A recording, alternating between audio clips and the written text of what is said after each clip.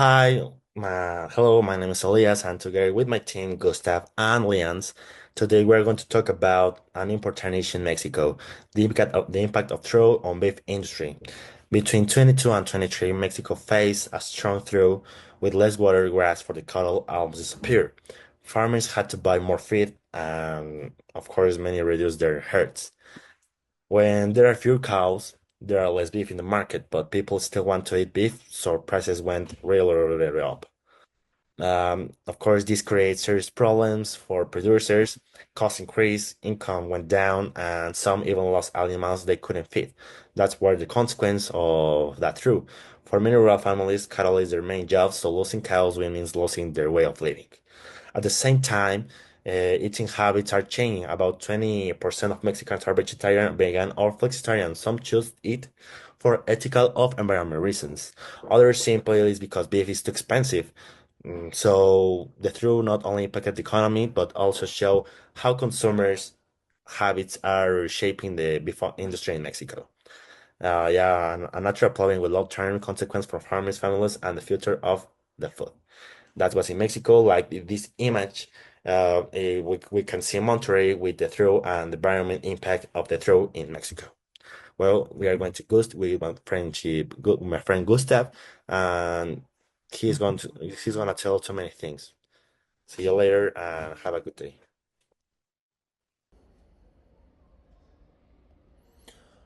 Alright, so we're going to analyze how the 22-23 drought shifted Mexico's beef market.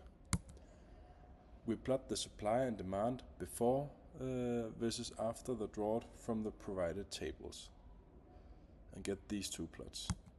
Before the drought, the market equilibrium is not present in the plot, but we see that the demand is linear and the relevant supply segment is linear near the intersection. By finding these two equations, which you see on the right, and solving them gives us an estimated equilibrium around 78 pesos and 488 tons. After the drought supply is lower at each price, this time there is an visual equilibrium using the same method as before and the linear segment of supply between 85 and 90 pesos. We get a new equilibrium price at 88 pesos and 438 tons. Overlaying both, we see a big leftward supply shift.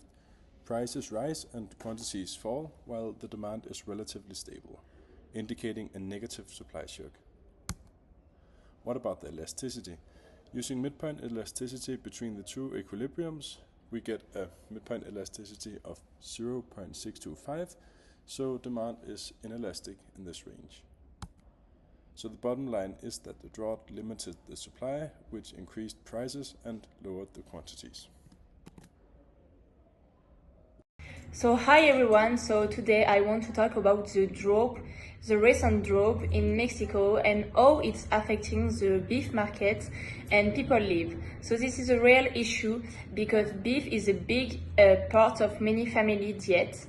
So because of the drop, there is less beef available and price went up. So family have to pay more and farmers face higher costs to feed their animal and get enough water. For some farmers, can be a real struggle because producing beef is now more expensive and risky. So socially, this impacts family diet. So some people might eat less beef and spend more money on food, which can affect nutrition and daily budgets.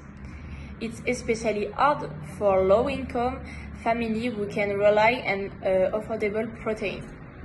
So politically, the government is under pressure to act, raising food price and can create frustration among citizens, and the government needs to help both farmer and consumer. So what can be done? First, the government can support the farmer with irrigation system, drought insurance, and better farming method. So the second, promoting plant-based protein like beets, lentil, and some can help to reduce pressure on beef and make diets more sustainable. So this helps both of the environment And by combining this action, we can protect consumer and producer. So keep food affordable and make Mexico food system stronger and more resilient for the future.